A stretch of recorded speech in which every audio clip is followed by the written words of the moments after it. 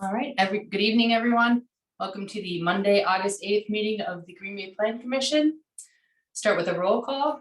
Chair Lisa Hanson, present. Vice Chair Jacob Miller. Present. Alder Jim Hutchinson. Present. Commissioner Sydney Bremer. Present. Commissioner Darius Daniels is excused. And Commissioner Ken Ravinsky. Present. All right, moving on to the approval of the agenda for the August 8th, 2022 meeting of the Green Bay Plan Commission. I do have an amendment here. Items number 9 and 10. The district is District 5, and it is Alder Craig Stevens. So that adjustment needs to be made to the agenda. With that adjustment made, I move approval. Second. Motion by Commissioner Bremer, second by Alder Hutchinson.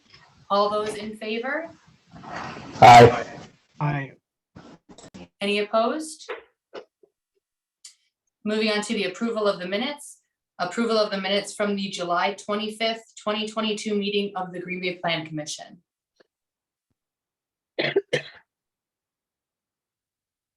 Move to approve. Second. A motion by Alder Hutchinson, second by Vice Chair Miller. All those in favor? Aye. Aye. Any opposed? All right, and then moving on to regular business. Starting with a public hearing. This public hearing has been properly posted and public notification has been published in the Press Times. The Plan Commission is interested in hearing public comments on the subject agenda items. We invite your comments and ask that after your name has been called, you state your address, whether you represent a group or association, whether you favor, oppose, or are only providing information in this matter, and your comments or concerns. We also ask that you confine your testimony to facts related to the proposal at hand and avoid repetitive testimony. Questions may be asked during the public hearing, but will not be answered until the upcoming actionable item. You must be recognized by the Plan Commission in order to speak, and please address your comments to the chair. Comments will be limited to 3 minutes. To speak during this public hearing, you may unmute yourself at the bottom of the screen, use the raise hand function on Zoom, or physically raise your hand. These are all my options. Physically raise your hand if you are using the video feature, or press *6 to unmute yourself if you are calling in. We will now open the public hearing on item number 1, public hearing on request to amend a conditional use permit to allow an expansion of an assisted living facility for 655 Woodside Road, submitted by David O'Brien, Balin Buildings, on behalf of Senior Opportunity Fund Investment II, LLC, property owner. Madam Chair, a brief introduction before the public hearing. This is for 655 Woodside, which is the top parcel located here. We had reviewed this at our last meeting for a comprehensive plan amendment as well as a rezoning. So now we're finishing up this action by doing an amendment to their conditional use permit to do an expansion of the existing assisted facility use here. Okay, thank you so much, Steph. So now with the public hearing, we're looking to hear from people who are in favor, in opposition, or looking to provide information only. Is there anyone looking to speak?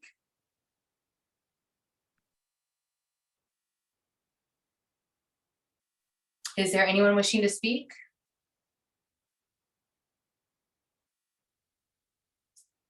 Is there anyone wishing to speak? Let the record reflect that no one came forward and this public hearing is now closed. Moving on to the corresponding actionable item, item number 2, consideration with possible action on request to amend a conditional use permit to allow an expansion of an assisted living facility at 655 Woodside Road, submitted by David O'Brien, Balin Buildings, on behalf of Senior Opportunity Fund Investment II, LLC, property owner. Thank you, Madam Chair. So again, this parcel is at the corner of Woodside and Humboldt Road on the city's east side. At our last meeting, this was recommended for expansion of this medium high density housing for our future land use map. So that is now what is taking over these 2 parcels. And then the zoning would be an expansion of this R3 district that's here across to these 2 parcels as well. So what we're looking for with this conditional use permit amendment, the original one was done in 1998. It wasn't attached in your packet. It allowed for a 32-bed capacity maximum. What they're looking to do is an expansion showed here in the yellow to add on to the building and then increase the capacity up to 38 beds. So the conditional use permit and the resolution that was attached details some of those things, including that if a future expansion is done, that another amendment to the conditional use permit would be required. Other than that, this generally falls within the regulations of our R3 zoning district.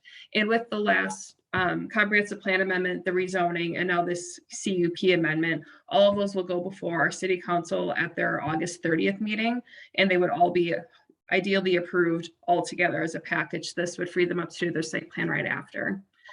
Showing here on the site plan, it was originally proposed just to have a service entrance here for their dumpster and some delivery work, but through conversations with them, we had them update their site plan to reflect this, which shows that connection drive-through, primarily because Humboldt is that arterial road, the collector road there.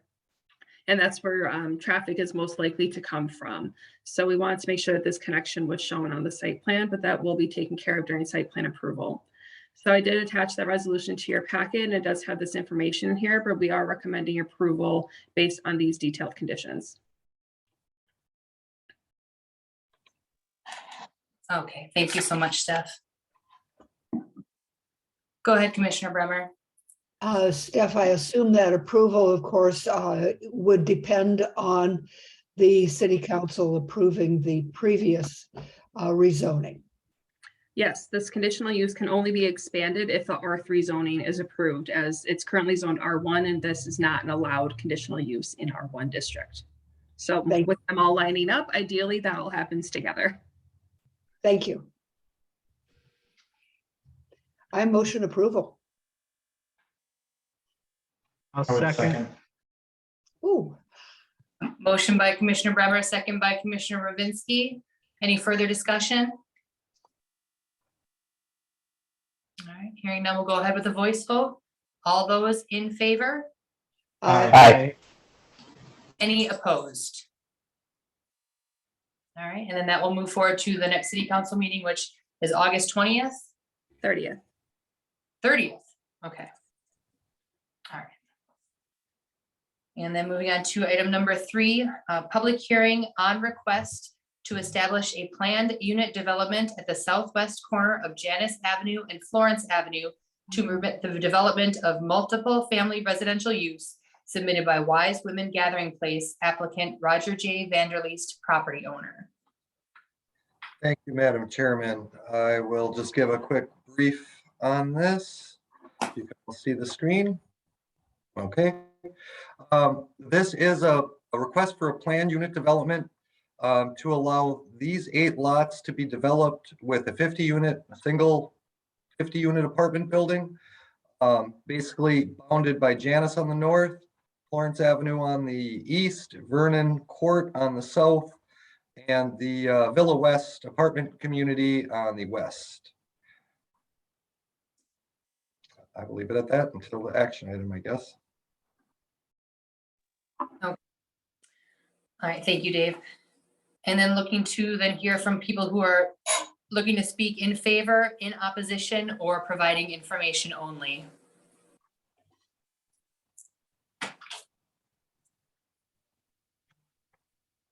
You can unmute yourself and state your name and address. Ms. Hammett. Hi, my name is Alicia Hammett and I'm with Shopworks Architecture. I'm the representative for the developers, Blue Line Development and Wise Women Gathering Place, who invited us to come work with them in Green Bay. And I just wanted to thank city staff for all their help in shepherding us through the process, and to Plan Commission for considering our application request tonight. And I'm available along with members of my team to answer any questions you may have at the appropriate time. But I'm in favor of this application. Thank you. Thank you very much. And then the sir with Gloria's iPhone. You'll need to unmute yourself and then state your name and address for the record, please. Still muted. You're still on mute, sir.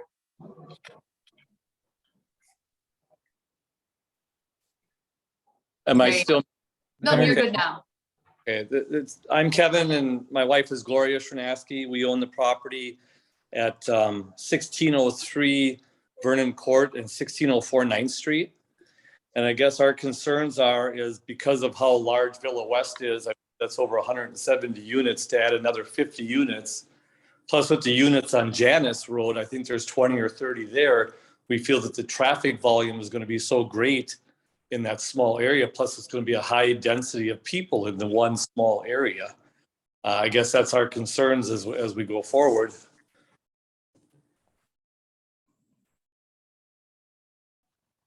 Thank you so much for your testimony. Was there anyone else wishing to speak on this item? Yes. Yes, I don't know if you can see us. Okay, if Hello? you can state your name and address for the record, please. Sure, we're Mary and Kim Allen, and we're at 1612 and 1616 Janus Avenue. And we have a few questions and concerns. What is this women's program? What is this program and what are the people that are going to be filtering in and out and how long? And why are they picking this area? And is it for anybody, or some of the research we've done, it seems that it's tribal. And we already have an increased police calls lately on our road and some things going on. So I don't know why this would be the best location or the reasoning of wanting to put it in this area. Especially that many people. Especially that many people.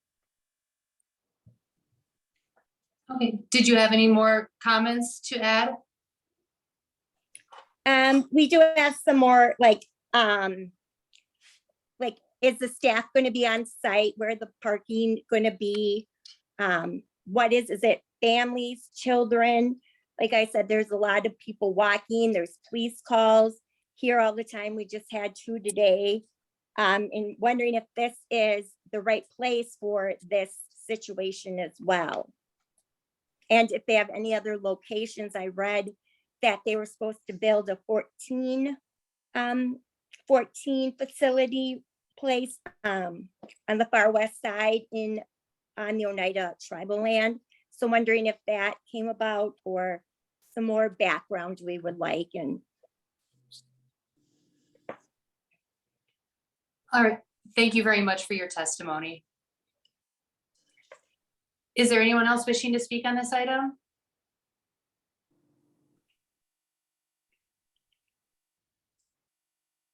Is there anyone wishing to speak? Is there anyone wishing to speak? Let the record reflect that no one came forward and this public hearing is now closed. Moving on to the corresponding actionable item, consideration with possible action on request to establish a planned unit development at the southwest corner of Janus Avenue and Florence Avenue to permit the development of multiple family residential use submitted by Wise Women Gathering Place applicant and Roger J. Vanderleest property owner. Okay, thank you, Madam Chairman. So hopefully in a second, you should be able to see the map. Hopefully through this presentation that I'll give really quickly, I can answer some of the questions of that we heard in the testimony. But otherwise, I know the petitioners are definitely here. So I guess the first thing I'd like to mention that I showed just before. So currently there are 8 individual lots, sort of bordered by Vernon Court, Florence, and Janus Avenues. They equate to about 1.6 acres. This is just an aerial view of the shot. You can see some of the Villa West apartments, some of the smaller apartment buildings to the north, the singles to the south, and the commercial to the east on the other side of Florence. These are just some shots of the site itself. You can see it's pretty flat. And nothing too exciting to see there, I guess. Our future land use plan does show this area for low density residential, which is not consistent with this request. However, if you see this dark purple color or brownish color, that is medium and high density residential. And so the request itself as a PUD is keeping in line with the general desire of the area to be a little bit higher density as you go along this creek and sort of as you buffer from the commercial areas along Military. Current zoning for the site, two westernmost parcels are zoned very density residential right now. The 6 to the east are zoned R1 low density housing. So what I kind of wanted to mention, I'll just go over really quickly. The request itself, it's a request for a planned unit development for a single building, 50 unit affordable and supportive housing project. It is being called Edge of the Woods Place. As part of this project, those 8 parcels, if approved, those 8 parcels would have to be consolidated into a single parcel. The project itself, as I had mentioned, it's a single building, but it is 3 stories. It has 50 units. Of those 50 units, we have 14 1-bedrooms, 13 2-bedrooms, 12 3-bedrooms, and 11 4-bedrooms. The building itself, what you can see on the screen right now, the ground floor looks a little bit different than the 2 upper floors. And that is because there is some deck parking. So the ground floor has, and you'll see that in the elevation, the ground floor is open and has parking at this point, but then the 2nd and 3rd floors over the top kind of make this, I don't know, 7-shaped building with small frontage on Florence and pretty far setbacks here on Vernon and kind of a receding setback on Janus. What you'll notice here on the site plan as well is there are wetlands in this corner, which kind of limits the developable area. But this is basically the site. As I had said, it is shaped, I believe, intentionally in this type of way as well, to kind of break up any mass of that building, creating shadow lines and kind of breaking up that horizontal plane of the building itself by having it recessed and kind of jutted out. The building materials, they are intentionally varied, primarily to increase aesthetics. And I'll kind of go to the elevations. So you can kind of see these building elevations right now. So they do have cementitious siding, some metal panels, architectural metal panels, brick veneer, a lot of wood trim around all the windows and some canopies. Large number of windows on all facades.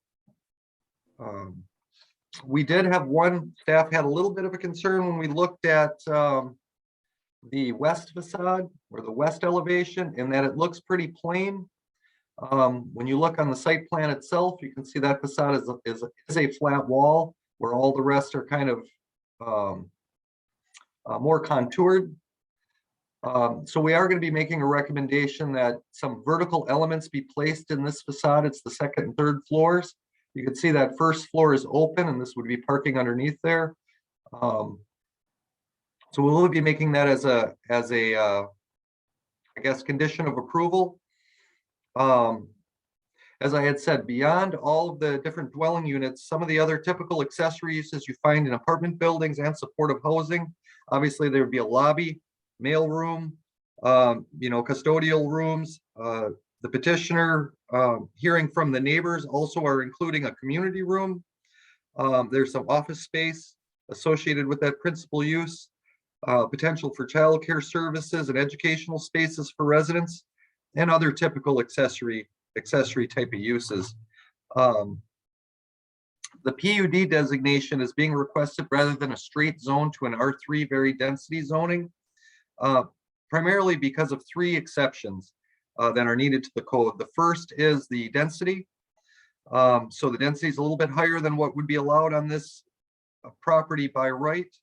To get 50 units, you'd need about, of this bedroom count, you'd need about a 2.5 acre site. As I mentioned, this is a 1.6 acre site. They're also requesting a reduction in required parking. 50 units requires 1 unit or 1 parking stall per unit, and then 1 per 4 for guest parking. So they would be requesting the 50 stalls. And then reduction in a couple of the setbacks. The Vernon Court front yard setback would be reduced from 15 feet to 10 feet. And the rear yard setback, which is the west lot line, would be reduced from 25 feet to 10. And I kind of want to talk about those a little bit from a staff standpoint. So we did kind of review these. Oh, some of the other points I guess I should kind of mark up on the site plan, which I didn't address. So access is only off of Janice Court. There is no other access points to the site for vehicles. Pedestrians, there'll be sidewalks on Florence, Janice that would be leading interior to the site to the building. Some of the other items on the site, I mentioned the wetlands, but a potential community garden or resident garden, I should say, and a large courtyard that would be multi-purposed and kind of secured. So with that kind of being said, I did want to address some of those exceptions to the R3 district, and one would be that increase in density. Staff feels that this is an appropriate location for a higher density type use rather than a low density use. Generally, you have higher densities to the north and to the west, although not nearly as high as what would be typical for that size of lots. So they're actually much lower than what the comp plan or the zoning code would allow. And then to the east, directly across Florence, you have a commercial strip center with some vacant land as well that'll probably be developed at some point. So you have very close proximity to the commercial district. Additionally, the thing we would like to point out, and you've heard this many times before, but a recent housing market study that was conducted for the city did show that affordable, supportive, and especially larger bedroom count units are really lacking in the city, but not just the city, also the surrounding communities as well. So this does check a lot of those boxes. Also, supportive housing is one thing that is felt to be very necessary in the market study and in the city. So for those reasons, we kind of support that density increase. As far as the parking goes, affordable and supportive housing by nature itself doesn't generate as much vehicles as a standard multifamily would. Generally, the units have one stall or one car per unit, rather than you typically find a roommate situation rather than a family situation. It's my understanding these are all going to be families.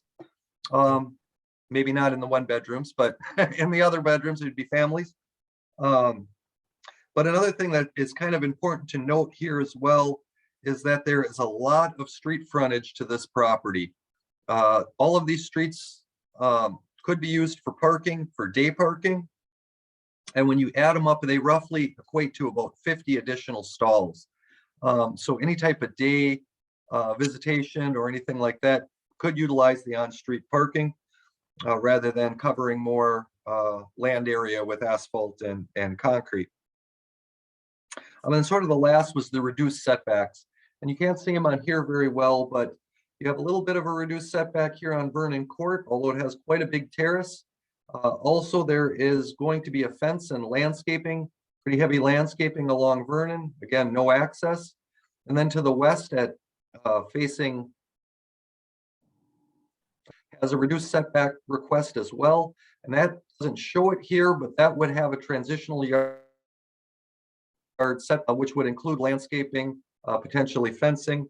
And it's our typical buffer installation that's required whenever you're whenever you have two not consistent adjoining land uses, but in this case, they are consistent. They're both multifamily.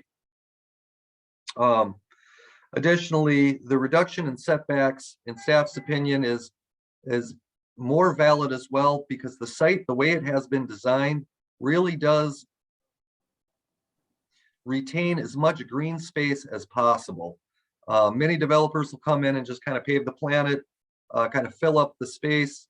And that's really what those setbacks are used for, is to keep some green space in that area. In this case, they're under the required amount of impervious surface, and they have quite a bit of green space, including the green space that's in the floodplain right now. So in your packets, you did receive a draft PUD. There's a lot of details in there, but I guess I wanted to make a point that in May, Wise Women and the developers, they met with the Fireman's Park Neighborhood Association. They also attempted to meet with the John Muir Park Neighborhood Association as well. They had a general neighborhood meeting where they notified all the neighbors within, I believe, about 400 feet. And it was well attended. And out of those meetings, there were quite a few modifications that came out of the plans. They had removed some driveways, they added some fencing. So there was quite a few changes. In your packet as well, I'd like to just reference, there's 7 letters of support in your packet from various agencies. So hopefully you had a chance to take a look at that. Alderman Eck, adjacent neighbors, both neighborhood associations were all notified by the city prior to this meeting. At the time that the staff report was drafted, and actually to this time, we have not received any objections, just a few inquiries. So with that, staff is recommending approval of the request subject to 4 conditions. 1, obviously adoption of the planned unit development. 2 is consolidation of the lots. The one I mentioned is adding additional enhancements on that west facade to break up that horizontal plane. And with that, we had thought staff could deal with that, not have to come back to the Plan Commission. So we did say with approval of the Department of Community Development. And the last would be that we would come back with a future comprehensive land use plan amendment should the PUD be approved. Okay, thank you very much, Dave. You're welcome. Are there any questions for staff or any discussion amongst the commission? Well, that extra parking means they would be parking both street. No, it's gonna make it very Do you want to bring congested. that up? I don't know if we can. Yeah. I think so. All right, well, if there's no discussion, it does look like we have some people in the audience that would like to How do I speak. say it? I'd entertain a motion to open the floor. So moved. Second. Motion by Commissioner Bremer, second by Alder Hutchinson. All those in favor? Aye. Any opposed? Yes, I'm sorry, I'm speaking to the commission, please. sorry. All right. And Madam Chair, we might want to remind people who are not speaking to make sure that they're muted so we don't have a stray Oh, yeah, comments if and you are not noise. speaking, thank you, Commissioner Bremer. If you can please mute your accounts, thank you. All right. All right, and then I guess looking for a hand raise on the screen or or unmute and state your name and address for the record. And please confine your testimony to 3 minutes.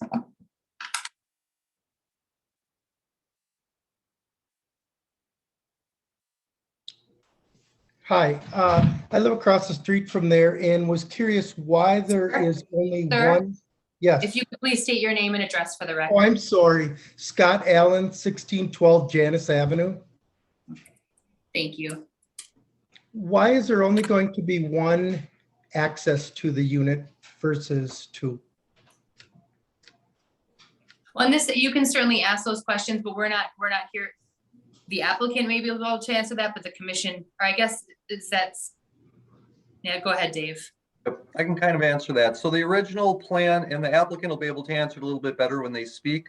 The original plan also had a drive on Vernon Court. Through the neighborhood meetings, there was quite a bit of opposition, I guess, on Vernon Court to have a driveway coming out to that location. So the applicants worked with the fire department to consolidate the access points to the one on Florence. Since Okay, Vernon, it seems like there's a lot of traffic there now as we go, because that's the only access to a lot of the apartments down the road on Janice. Did you have any further comments, Mr. Allen?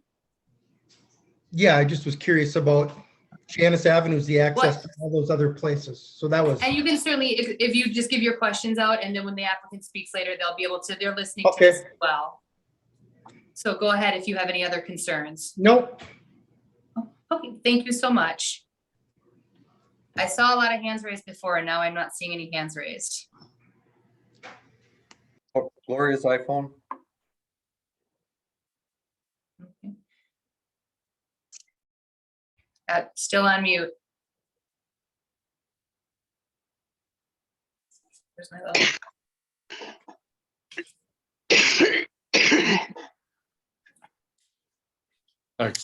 Kevin and Gloria, I ask you again that 1603 Vernon Court and 1604 9th Street. I guess one of our main questions is, because we're not really sold on having it there, is with that many bedrooms, how much more people are going to have in that area? I mean, what's your Population. capacity going to be in that building? I guess I'm hearing how many bedrooms and everything's going to be in there. I guess I'm concerned about police calls also, and of course the extra traffic flow is always going to be a concern, and having the cars parked on the street and everything during the day. I'm not, I understand what you're saying, and they're going to have visitors and stuff like that, but this could create quite a congestion in that area, I guess, is what we're concerned about. Certainly do appreciate those concerns. Is there anyone else looking to speak on this item?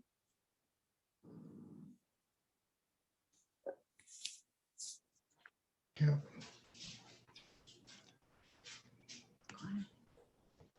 The people, it says iPad 4, they have their hand raised. If you can unmute yourself and state your name and address for the record, please. Sure, it's Kim Allen, again, 1612 Janice, 1616 Janice. Once again, I have a question about all the parking on the street.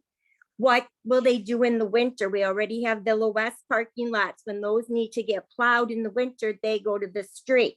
So now the other 50 cars would have to come on Janice Avenue, plus in our street wouldn't be able to get plowed. And there are many, many people from the Villa West areas on all diameters that are in wheelchairs, that are with walkers, walk with canes to access like the Dollar General and those stores. So now with all the cars parked, where are people going to be able to walk safely that are already here?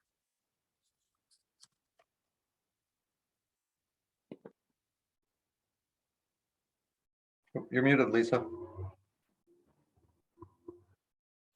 All right, thank you so much for your testimony. Was there someone? Go ahead. Alicia Hammett, Shopworks Architecture, 301 West 45th Avenue, Denver, Colorado. I'm a representative on behalf of the applicant. So I'd like to just answer some of the questions that we've heard and concerns. So should this project move forward and we do a site plan, we're happy to do a traffic study should the city require one. We did already have kind of preliminary reviews with their engineering team. And it didn't seem like there were huge concerns about increasing traffic with these 50 units. But again, we're open to continuing to study this as we move along in the process. Regarding sidewalks, so we're actually adding sidewalks and helping to better connect the neighborhood. We are while we are asking for a parking reduction of 50 parking spaces on site, so 1-to-1, we can accommodate up to the code requirement, which would be 63 spaces. So we are open to that if that is a point of contention moving forward, which we feel will be providing more parking than will probably be used based on the average median income of the households that we're going to be serving here. So just to clear up some things, this is a building for families who are cost burdened by housing. They have, it is income-based housing, meaning that their income is verified every year in order to qualify for a unit. So this is part of the federal program that is funded through the Low Income Housing Tax Credit Program, which is a private-public partnership between the federal government and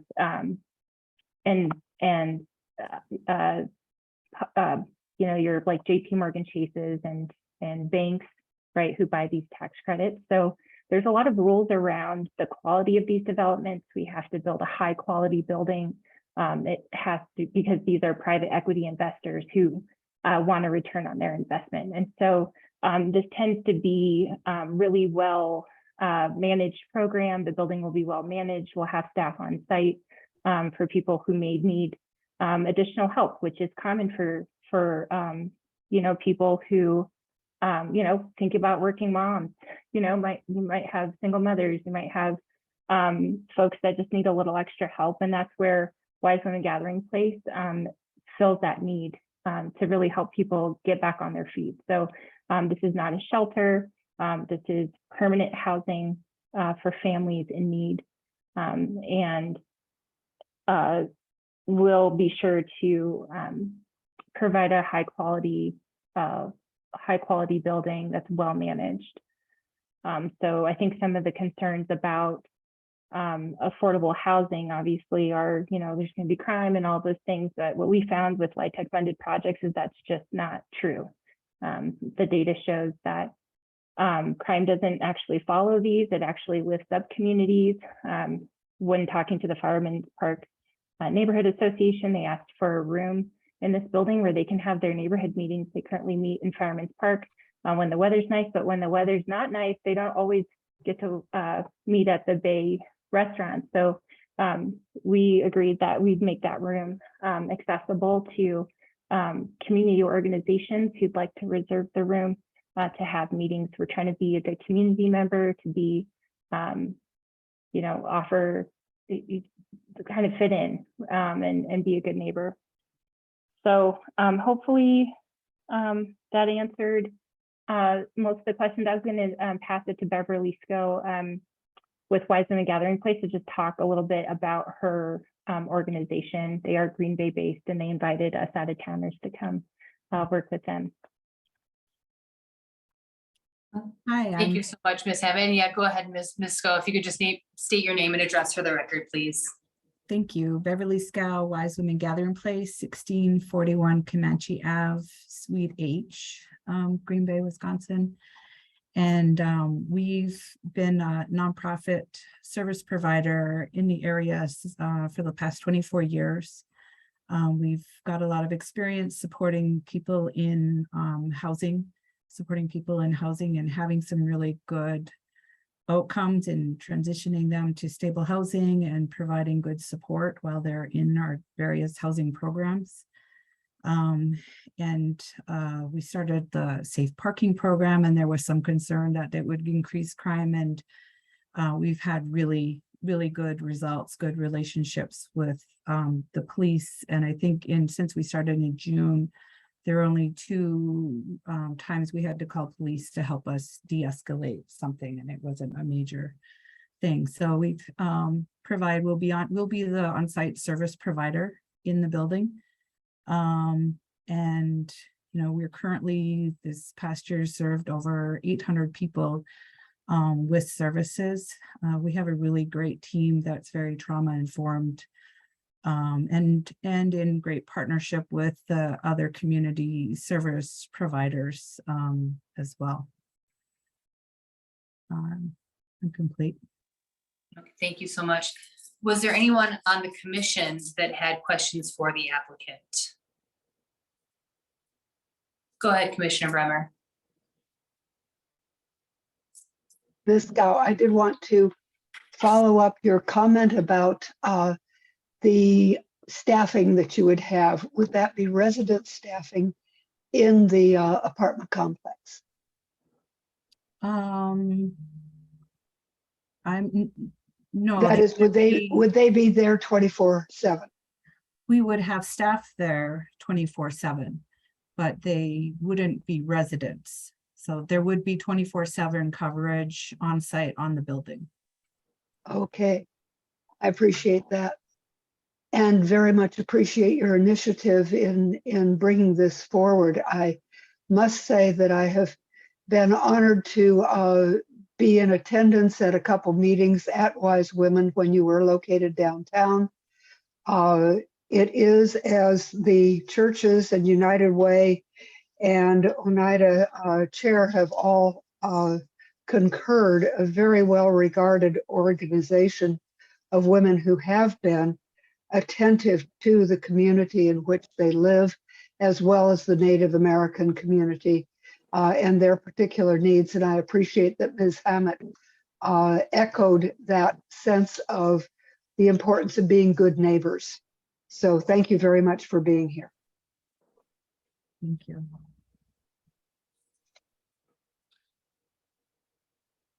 Was there anyone else from the public who would like to speak on this item?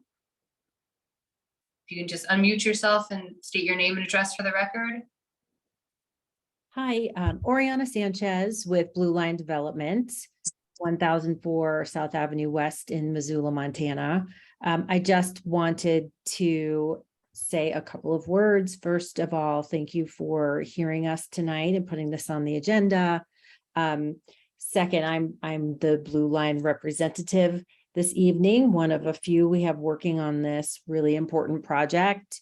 And to echo Alicia's thanks to Beverly and Wise Women for inviting us to work on this with them and bring forward a really important family, multi-family, focused on families,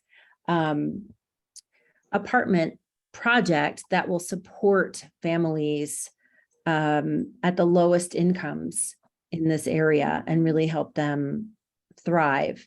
And I'm happy to speak with any of our neighbors that had additional questions this evening. So if there is a way that we can pass my information to our neighbors, who I completely understand, parking is always a concern that we see when we're building new apartment homes. But I'd be happy to speak with folks offline and discuss their concerns. Okay. Thank you so much, Ms. Sanchez. Was there anyone else from the public wishing to speak on this item? Just go ahead and unmute yourself and state your name and address for the record.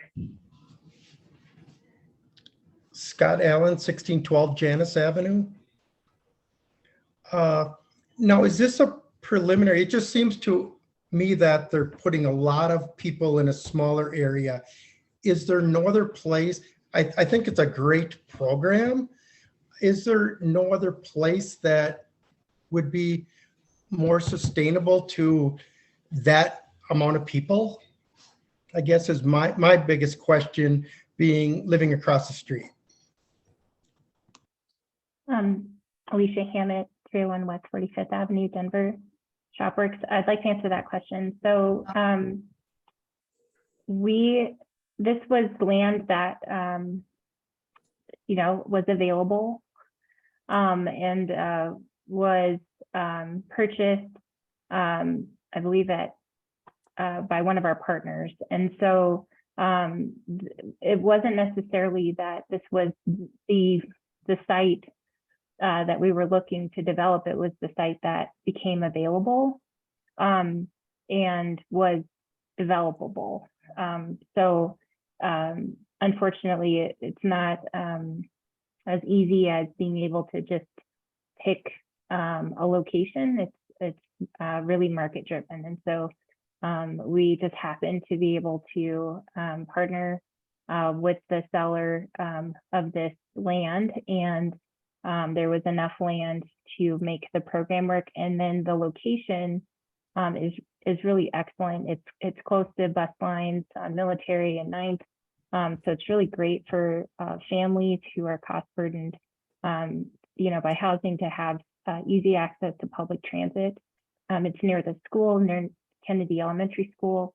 It's near the new public park over by Kennedy Elementary School. So the location for the the well-being and stabilization of these families was we kind of lucked out that it was well served, but and will serve the residents, and then it was also land that became available to us. But we understand your concerns, and we want to be good neighbors. We want to be good partners. I think we've demonstrated through this process in our feedback and being willing and open to make changes to the design and try and have good faith measures to address concerns meaningfully. So we are happy to continue that conversation with you. All right, thank you so much, Ms. Hammett.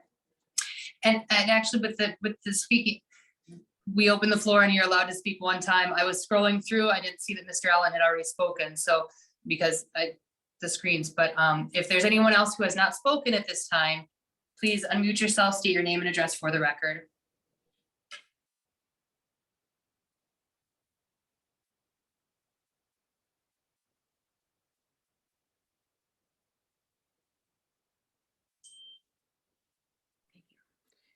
Is Then there I would anyone? move, Yes, then I would move Hello. to close the floor.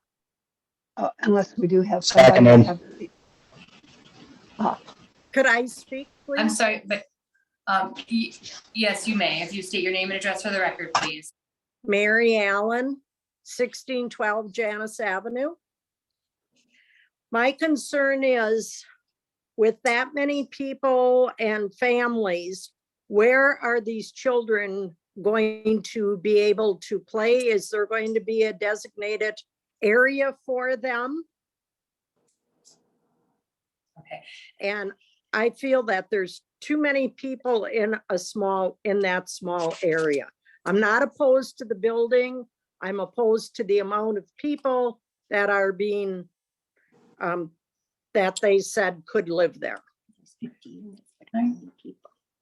What is Alright. the capacity And I, of? and ma'am, You can't. Oh, sorry. yeah, thank you very much for your comments and concerns. We appreciate that. Is there anyone else looking to speak on this item? Go ahead, Alder Eck. Okay, sorry about my phone just rang. Okay, and just to clarify a couple things that David Buck had mentioned that that you attempted to reach out to John Muir Park Neighborhood Association. I am the president of John Muir Park Neighborhood Association, in addition to being the elder. And I did actually put out and invited my neighborhood to join into the Fireman's Park neighborhood meeting, just because of the timing on it. We didn't have a meeting coming up, so they were invited to join in Fireman. So I just want to clarify that. But I have a question, just, and I think Alicia said something about it, that you're willing to increase the parking, the number of parking spots, and I couldn't remember the number that you'd said. I believe it was 53. It was the 50 was what was allowed, and 63 is what what staff was looking for. Okay, all right. Well, yeah, I would correct that as well. We are not, staff is not advocating more parking either. We feel parking is sufficient and that daytime street parking would be sufficient to take up any guest parking. So just to clarify that. Thank you, Dave. Did you have any more comments, Alder Eck? Just that I think that there were some concerns about the parking on the street, and that maybe this would help people to be more on board with the project if that was committed to having more parking spots based on the feedback. Oh, And okay. that's all. Thank you. All right, thank you. Was there anyone else who has not spoken on this item looking to speak?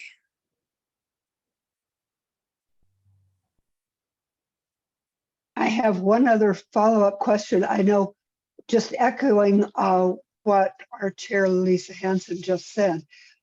We were told that the applicants are willing to increase the parking, and my memory is that and the applicants were also willing to consider having a second entrance into the area if that seemed helpful to the surrounding area and have already requested a traffic study. So a lot of that has been covered very nicely by their willingness. Thank you, Commissioner Bremer.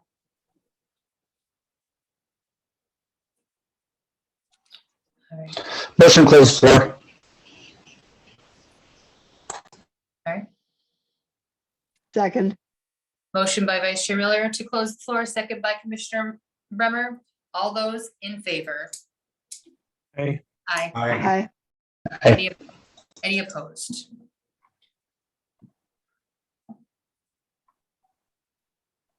Any A further- question for staff on this. Just can we go back to the recommendation quick along with the conditions?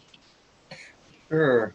Staff's recommendation, I don't know if you want to back up on the screen or not, but we are recommending approval with adoption of the draft PUD consolidation of one additional enhancement on the west facade, and that a future comprehensive plan land use amendment be brought forward should the PUD be approved.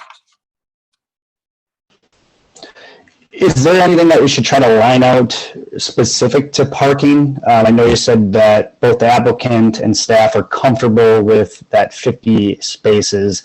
Should we try to address that here in any way to prevent it coming back around, or because we would be able to stipulate that, right? Right. Well, for parking, if you wanted to, you could increase it to what code would require would be 63 stalls. You could not accept that, and we could remove that out of the PUD. The petitioners then would have to kind of rework their site to add those parking stalls into the site. But that would be the purview of the Plan Commission, could make that recommendation to change it. Ultimately, it's up to the council to adopt, but. And correct me if I'm wrong, this is all surface spaces, right? There's nothing that's covered or underground? There are, I'm not sure exactly how many. I would guess probably about 25 stalls are actually covered with the second and third story of part of the building. Just my personal thoughts. I don't know if the rest of the commission agrees. I'm not in favor of adding more surface spaces. I think we want to preserve as much green space as possible. I would be okay with more covered or underground spaces being added, but I'm not interested in adding more surface spaces. And Vice Chair, I'm going to do a quick share just so you guys can see the site plan while you're talking. So this is the site itself. So again, on the ground floor, or the ground floor, this is your surface parking lot. So it's all surface parking lot, but the building actually goes over the top of a little more than half. I don't know exactly how many. So you can kind of see it where this open space is here on number 3 and on number 4, and a little bit on number 2. Is this surface parking that's covered? So there's no underground. The only way to cover more, I guess they could put, they would have to either add onto the building or add some type of a carport canopy structure to cover more. But to add more, I believe they would have to add surface. That answers my question perfectly. Thank you very much, Dave. I'm not gonna lie, that whole design with the building over the parking spaces, I mean, really, you guys someone did an incredible job utilizing that small lot to get parking and extra building out of it. I'm really impressed with that. I'd like to add a point to that as well. I'm impressed that the area on the south that faces Vernon Court provides not only a very good buffer, but that's openness of the parking without the second and third story on top. So that where you have the closest approach to the single family homes on Vernon is where there is the most openness in the space, including the proposed garden. And similarly, with this lovely rounded shape that I understand to be partly required by the water needs on the east corner of the lot also avoids pushing right up against Janus Avenue. I think the design is very, very responsive to the neighborhood. And I'm very impressed by it.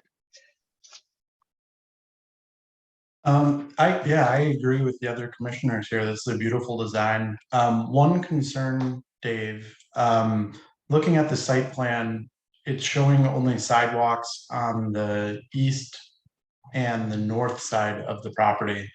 Was there a reason that they didn't include that on Vernon Court? I'm just thinking if people are going to be parking either on Janus or Vernon, if that's available there. Sure. Is that the Where would setback it- went from 25 to 10? That's on Vernon, yes. Yeah. So I'm going to just share another screen with you quick. It's just basically a map. So this is the sort of overall area. There was some discussion before about why not on Vernon and why only on Janus. I am not the traffic engineer. I've had some conversations with him, however. He was not concerned with the level of density for one, and the amount of vehicles that would be coming and going based on ITE, International Traffic Engineers Manual, that it wouldn't produce that many vehicle trips. Also, Janus and Florence are actually through streets. So they go out to 9th Street, which is an arterial road in the city. It's designed to take traffic. This onto Vernon Court is obviously a cul-de-sac. So you get 2 points of exit from Janus, but you only get 1 point from Vernon. Is partially one of the reasons I think they may have thought that way. And somebody had mentioned earlier about pedestrians, how the pedestrians would get through this area. So if you notice now, there's a sidewalk here that goes from 9th Street up Janus. It pretty much stops at the lot line. So that would continue down their frontage, down Florence to get to this point. They obviously don't have control of this property itself. And then you'll see on 9th Street there's a sidewalk along 9th Street as well. Now, Villa West has internal sidewalks that kind of run all over the place. But one thing you'll notice with Villa West is they all either go out to Janus at some point or 9th. So they were designed that way to be handicap accessible. There probably are some people that come out onto Vernon Court and just go down the middle of the road. As a planner, we do not recommend using the roads to access other areas. Use the sidewalk if possible. So I don't know if that answered any of those questions or not, but I kind of wanted to share that. And that, again, is why you would only see sidewalks on Janus and Florence. Vernon, it's not servicing anybody. It might on the south side, but on the north side, only exit from this development is going on to Florence, which is a pedestrian exit, and another one onto Janus. That answers my questions. Thank you. And eventually, we would love to see that sidewalk continue down Florence all the way to 9th Street.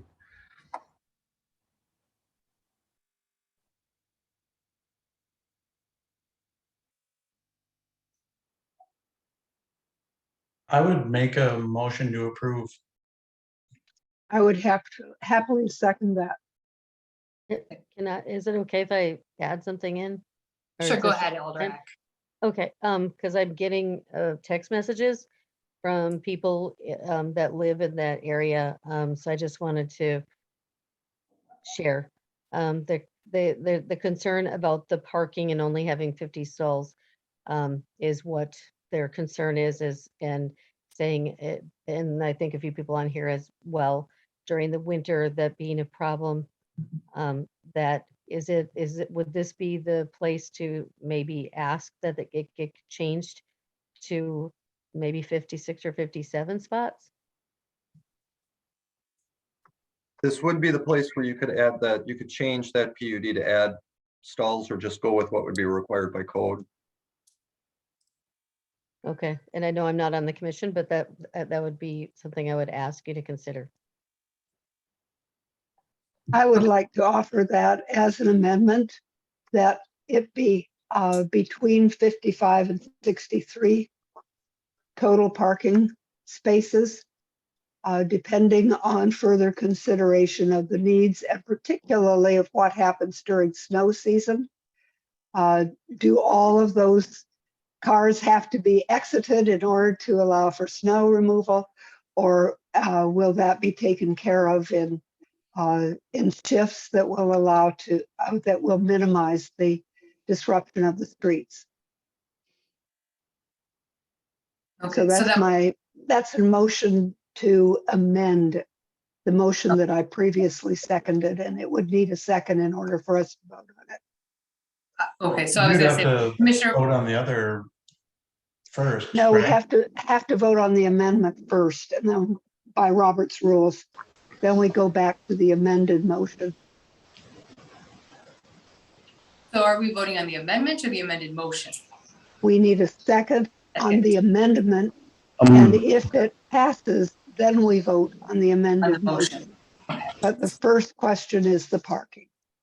Okay, so you're saying at the amendment 55-263. Mhm. Yes, that is the amendment that I am moving. So we hoping for a second. I'll second.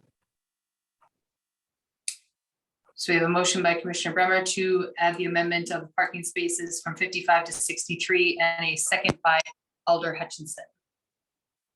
Yeah, and from what I understand, it would be a number between 55 to 63. We're not going up to Correct. 63. Okay. Before we vote on that, I will just point out that any additional parking added is going to take away from the green space, specifically what they have slated as the garden there. I don't know where else they would put it. It's too to a lot for that. So just realize that would be where it would be coming from in that regard, and is not something I'm particularly interested in myself. And if I can add one thing too, the other adjustment that might happen as you increase impervious surface, we would have to, in the PUD, decrease the maximum impervious surface or increase it. You know what I mean? So we're adding more pavement, we would have to change that as well. So, I mean, we would do that as part of this amendment. Could, just to throw in, could there be engineered techniques that would help, like drains going into the ground and that type of thing, that could be recommended versus just square footage? Well, drainage and stuff is all going to be required as part of our stormwater management code. One item that is sometimes used to allow perviousness, doesn't add green space, but would be a permeable paver that could potentially be added. A little more difficult to maintain those, but they do infiltration, but they're not green. I mean, they look like paving. Yep, I understand. I guess it would be an opportunity to suggest to developers, look at the different ways you can increase the infiltration with the greens you have. That's all. And that is entirely my intention too with the original motion of this amendment. Thank you, Jim. Okay, so we have a motion right now on an amendment from Commissioner Bremer with a second by Alder Hutchinson to change the parking from somewhere between 55 and 63 spaces. I'll go ahead and do a voice vote. All those in favor? Aye. Aye.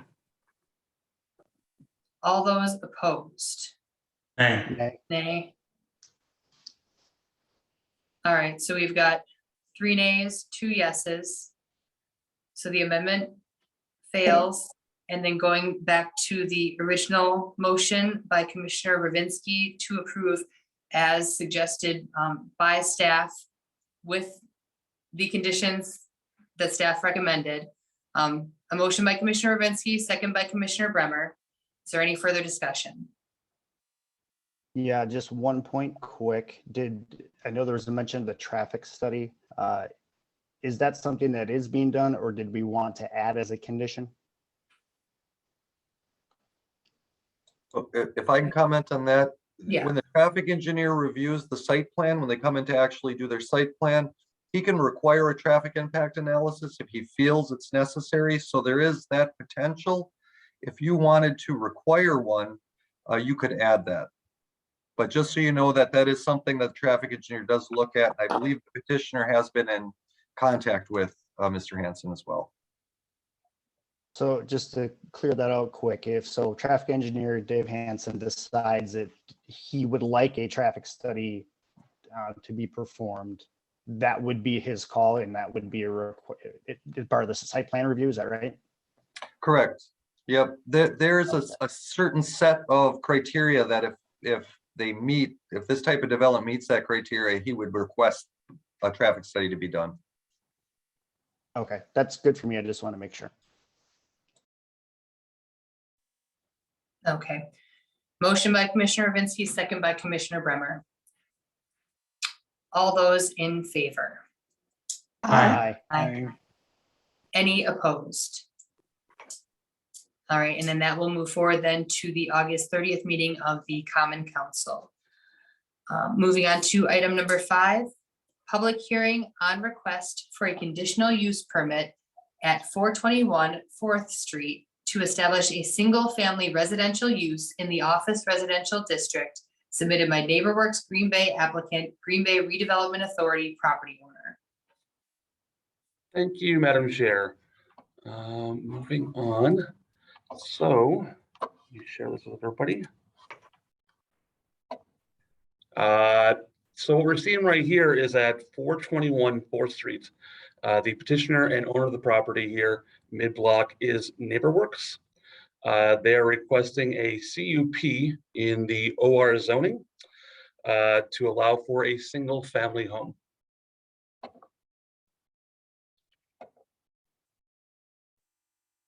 All right, thank you so much, John. And then we're looking with this public hearing to hear from people who are in favor, in opposition, or looking to provide information only. If you just can state your name and address for the record. Abigail Cortez, house 422 5th Street, Green Bay.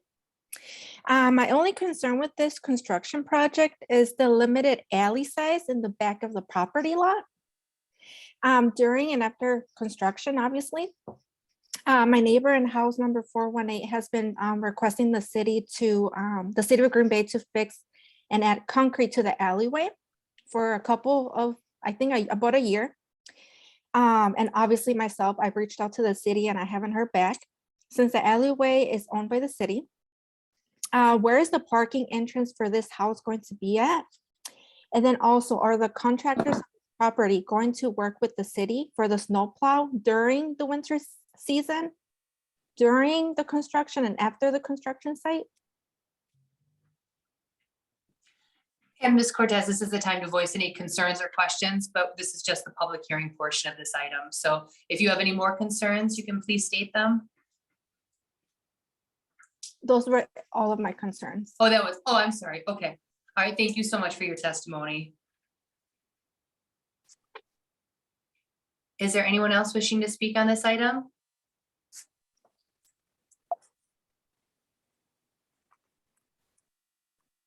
Is there anyone wishing to speak? Is there anyone wishing to speak? Let the record reflect that no one came forward and this public hearing is now closed. Moving on to the corresponding actionable item, item number 6, consideration with possible action on request for a conditional use permit at 421 4th Street to establish a single-family residential use in the office residential district submitted by NeighborWorks Green Bay applicant, Green Bay Redevelopment Authority property owner. Thank you so much, Madam Chair. So once again, going back to the aerial image of the property, at 421, to the north, we have Mason Street and the Broadway on-off ramps to the Mason Street Bridge. To the east, we have Broadway, and to the west, we have a low-density neighborhood. This area itself is a transition area as it goes from commercial along Broadway back to low density residential back over to the west. The area in question is the pink area, that is medium intensity retail, office, or housing. One of the zoning uses there is office residential. With that, the property is office residential. One of the conditional uses that are allowed for the site is single family housing, and that's what the applicant is here for today. To go to the site itself, it's along 4th Street in mid-block. This is a conceptual site plan.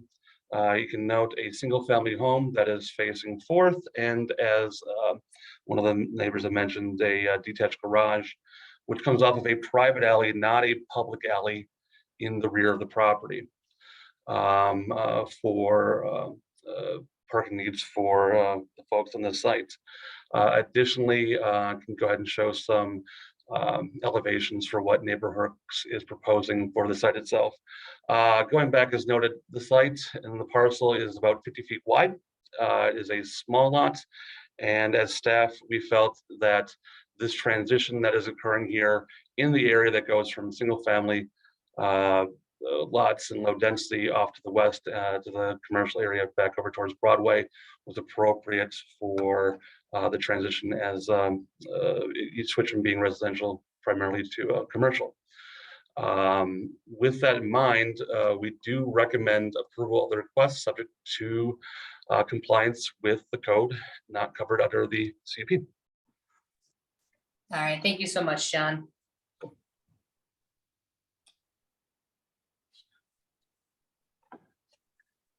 All right, go ahead, Commissioner Bremer.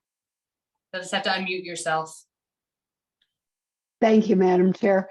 John, could you clarify where perhaps put it back up on the screen, where the private alley runs and who is responsible for maintenance of private alleys?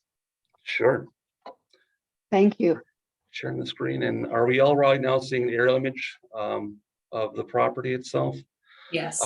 Yes. So you can see right here, vacant lot, and you can note down here, there's an alleyway that's coming through that is gravel, that is going through 4 different parcels right there to access. So it is not technically a public alleyway right there. It's an easement. These do exist throughout the city, but it's not a public alley. So the people who border on that would be responsible for such things as snow removal, Correct. Yes. just as if it were a driveway on their own land. Correct. Thank you very much. Helps to have that clear.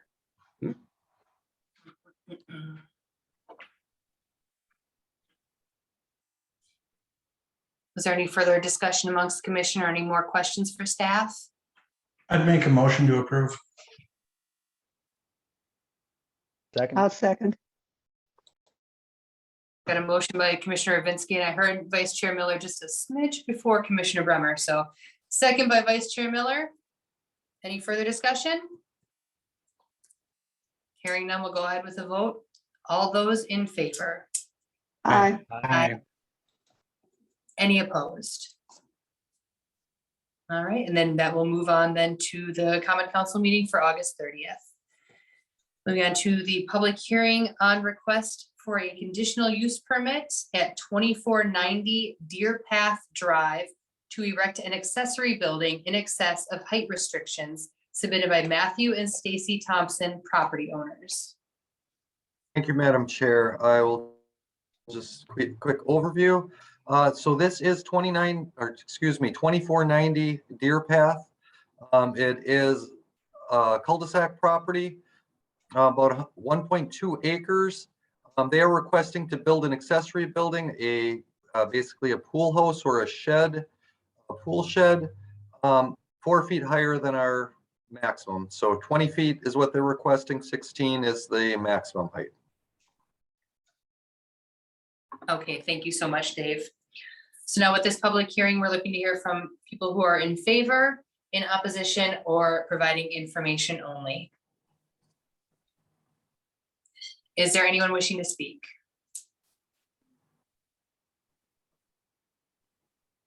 Is there anyone wishing to speak? Is there anyone wishing to speak? Let the record reflect that no one came forward and this public hearing is now closed. Moving on to the corresponding actionable item, item number 8, consideration with possible action on request for a conditional use permit at 2490 Deer Path Drive to erect an accessory building in excess of height restrictions submitted by Matthew and Stacy Thompson, property owners. Thank you again, Madam Chair. I'll get into it a little bit more now. So again, as I had mentioned, this is the subject, again, 1.2 acres. It is heavily wooded, as you can kind of see, and you'll see in some additional pictures. The site is currently developed or improved with a 3,600 square foot 2-story home. I'll kind of go through a few slides here. So this is just sort of a 3D image of the site itself with rough property lines. Again, what I'm trying to emphasize here, I think, is the wooded nature of the lot. This is a picture from the cul-de-sac looking, you can see a part of the front of the house. Where that accessory building would be back in this area. Future land use, this site is low density residential, as is everything all around it. As far as the zoning, it is zoned R1 low density residential, as is everything around it. So what the petitioner is proposing is a pool shed. So they are building quite a large pool, a 20 by 40 pool on their site, meeting all requirements of the code. And they have a desire to have a pool shed on the site as well, obviously for storage of pool equipment, chemicals, so on and so forth, changing area, and other accessory types of things you would see with a pool. The shed itself does meet code requirements as far as size goes. However, they are requesting that it be higher than what's allowed. Our code requires a maximum 16-foot accessory building. This one would be 20 feet. One of the things I guess I wanted to point out about this pool shed. So first you can see it's set back quite a bit from the roadway, quite a bit of vegetation in between. And obviously it's in close proximity to the pool. These are some elevation drawings that were done for the commission of what the pool shed would look like. You can see it is pretty tall. However, it does have things that kind of give it a different impression. But I guess the gable roof is running east and west, matching the house. Does have a north-facing dormer, which you can see here, to kind of give more space, usable space up on the second floor or the half floor. And then it includes a large canopied porch, so to speak, on the front of the structure itself. I kind of wanted to point out that it has been designed specifically to be complementary to the existing home. So they are matching the siding. They're using some shake siding elements in the dormer area that they do have on their current home. But it was kind of felt that even as the house is about 30 feet tall and 2 stories, that a small pool shed wouldn't be enough to contain what they need, as well as kind of be out of place with their existing home. You know, additionally, from a staff standpoint, we would rather see a little bit taller building, especially that's not really visible from the street, rather than a second accessory building on the site, which they would need to do their storage. They have designed it really kind of with the intent to match the house itself. So we do not have a large problem with recommending approval of the 4-foot extension for accessory building height. So we are recommending approval request, subject to compliance with all other regulations of the municipal code not covered in the conditional use. Okay, thank you so much, Dave.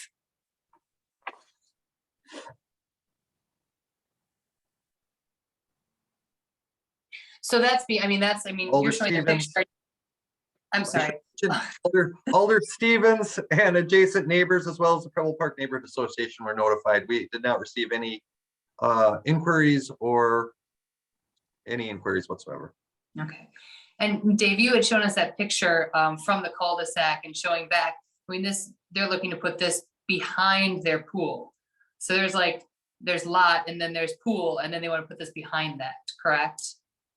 Correct. From what, as far as visibility from the road? Well, yeah, I will pop up get a idea of where it is. So it's set back here, probably, I don't have it measured, but I'm guessing about 75 feet from the property line, not from the roadway itself. And then I'll zoom up here, and this is kind of a picture. It would be back in this area. Okay. All right, thank you. Move to approve.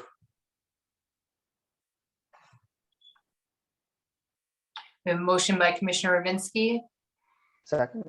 and a second by Vice Chair Miller. Any further discussion?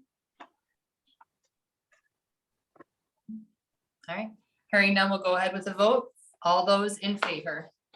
Aye. Aye. Any opposed? All right, and then that will move forward then to City Council for August 30th. Moving on to item number 9, public hearing on request to authorize a conditional use permit to allow the construction of a duplex, 2-family residential dwelling in an R1 district located at 2325 Deckner Avenue, submitted by Landmark Real Estate and Development on behalf of Sarah Berenston and Kurt Allard, property owners.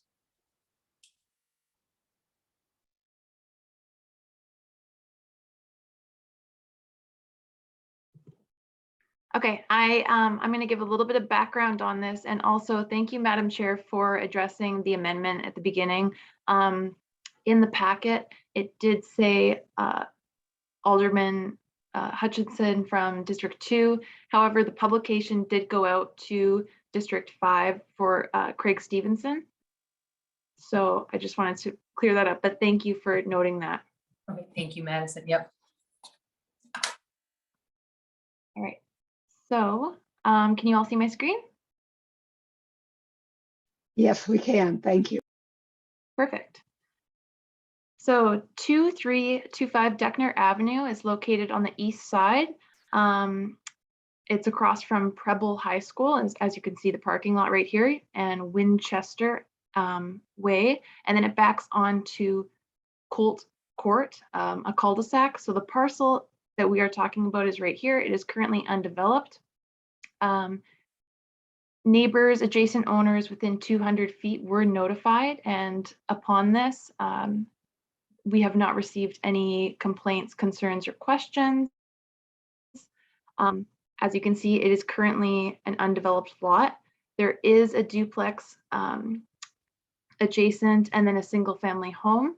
And so the applicant wants to construct a duplex, a 2-family residence in a R1 low density, usually single family area.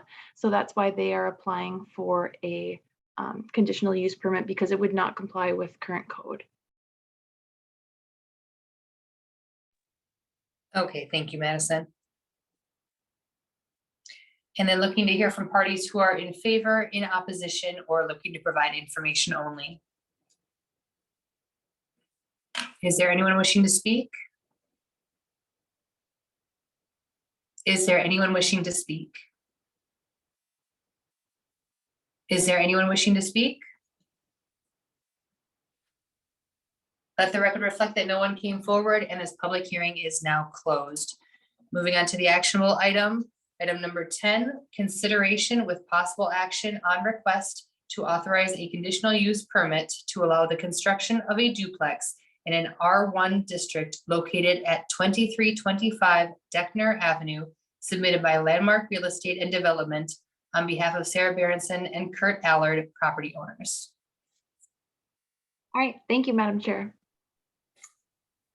So the future land use does call for 2325 Deckner to remain as a single family, low density residential. And then if you look at our current zoning as well, it still has an R1 low density residential. This is across from a school. This is a very suburban residential area, lots of children. And at this time, we have worked with the applicant. I'm just going to do a quick street view. So this is currently what it looks like. We've been working with the applicant, and the applicant does not have any concepts, illustrations, site plans. So staff have not received enough information at this time and recommend this item be held until received as an action item. Staff believe we don't want to give a conditional use permit, not knowing exactly what's going to go on that lot.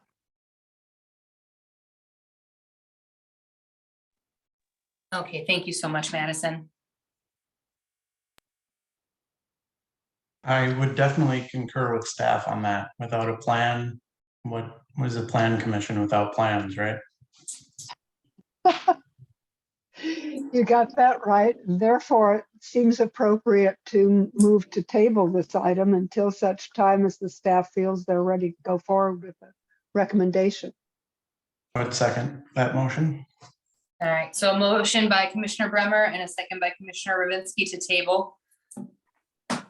Do we need to put a date on that, or can it be whenever the applicant is ready? At this time, we're just working with the applicant, and he's got some ideas, so we're just gonna kind of help him through it if this is something that we feel fits on that parcel. Okay, all right, thank you so much, Madison. All right, any further discussion? All right, we'll go ahead with a voice vote. All those in favor of tabling? Yes. Aye. Any opposed? All right, and then moving on to the next item, item number 11. Public hearing on request for a conditional use permit at 1308 East Walnut Street to establish a single-family residential use in the office residential district submitted by NeighborWorks Green Bay applicant, Green Bay Redevelopment Authority property owner. Please note this item has been pulled by the applicant. With this being a public hearing, do we still need to do, I mean, no, okay, that's, I assumed that, but. No, so just some background here. The applicant submitted their entire plans to staff, but last week pulled them. However, we had already put out to the public the notices for this. With this in mind, we're just noting that this item has been pulled for the time being. Okay, excellent. So there's no action on this. So then we'll move on to item number 12. Consideration with possible action on request, a conditional use permit at 1308 East Walnut Street to establish a single-family residential use in the office residential district submitted by NeighborWorks Green Bay applicant, Green Bay Redevelopment Authority property owner. Please note this item has been pulled by the applicant. So is this something where we don't have to, there's no motion, we don't have to table it, it's been pulled. So just putting that into the record. Moving on then to informational. Director's report.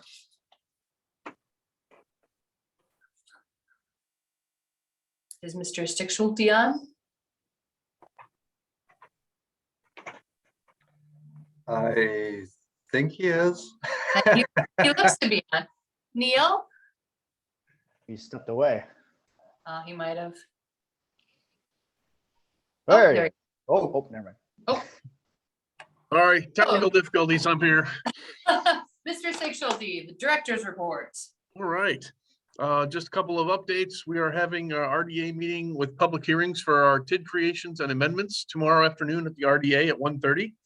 Anyone's interested in wanting to learn a little bit more, feel free to tune in on those. Pleased to report we broke ground on the Carnivore project and the Grandview Industrial project today. I think Alderich was there today, which we appreciate her being here. Thank you. So it was a great day. Actually, it was cloudy all day, rained all day. The sun came out for like an hour. We had the event and it got cloudy again. So it was actually perfect. It was a good day, very well attended. Very excited to have that investment moving forward. So we're happy to do that. Mayor and I will be doing a kind of a preliminary, a preview of our comprehensive plan process to Envision Green Bay this coming Thursday. Just kind of let them know some ideas that we've got and have a discussion with them on what sorts of things they might be interested in as well. We continue to work with our Public Works Department and making improvements and adjustments to the green infrastructure ordinances. We've got a couple things we've got to go, but that process is moving forward. I had a very productive discussion actually with the builders at this point. So it's actually good to sit down. We've been being very collaborative. It's been very productive so far. We're excited about that. So staff is moving it forward, continues to move it forward, but we're still making some progress on refining that a little bit. Had some good feedback from Joe Falls, attended a kind of a small business group meeting about our technical review team. So kudos to David and the planning staff, and then also to our public works staff for the assistance. Essentially, this is when we kind of get all of those technical minds together to kind of review a development project and make sure everything's being coordinated properly. Very good positive review from that. Would maybe like to see that happen a little more often, to be honest. So from my standpoint, that maybe we see something we try to encourage internally a little more often. So and I think those are probably my main updates, and certainly available for any questions folks may have. I've got two for you, Neil. Fire away, Jake. Speaking of the comp plan, I was wondering just if there was any other timelines related to that. And then, of course, in the past, we've had meetings with Plan Commission, maybe some other bodies too, for input and stuff like that. Was just kind of wondering if there is any, just a baseline of a schedule at this point. And second, I'll just throw them both at you. At any point, are we still thinking about returning back to a in-person meeting, and what would we need to do, cadence, anything like that as well? Yeah, absolutely. I'll take the first one. We are looking at hopefully having an RFP out the door for the comprehensive plan here sometime late summer, early fall, kind of get that process underway. We're kind of waiting for some budget things to kind of settle in and see exactly what the funding mechanism is going to be for that project. But we know that's something we need to have done.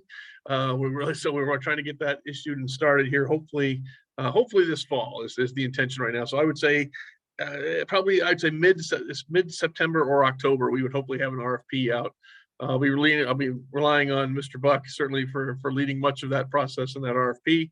But we are probably going to be looking, probably it'd be nice to have a draft RFP and be able to share that with the commission at an update, just to kind of let you guys take a look and see kind of what we're going to be soliciting. So look for hopefully something in that at one of those two meetings. I think for in-person, I think it's really up to the commission in terms of what you would like to do. I think we could have in-person meetings in the council chambers at this point, if that's, I think we have proven that the ability to do a hybrid meeting there. So it is certainly something we can do if that is the interest of the body to move back to that. So it's really at the discretion of you folks, whenever you would be ready, if and when you would like to do that.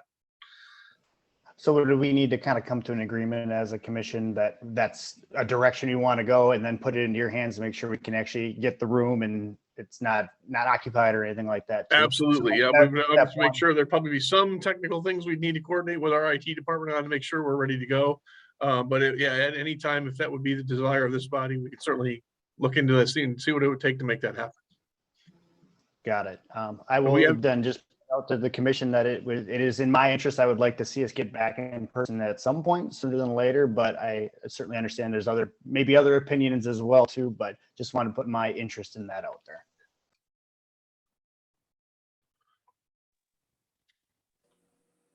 All right. Any more questions for Neil? Yes, when Neil said hybrid meeting, does that mean that people from the public would or would not be able to join the meeting in person? And if it's set up properly in the council chambers, we have the ability to do it, to have people join virtually still. Good, because that would certainly be an advantage, particularly to folks who are put off by the Zoom, unlike those of us who've gotten pretty used to it at this stage. I would share Jake's preference.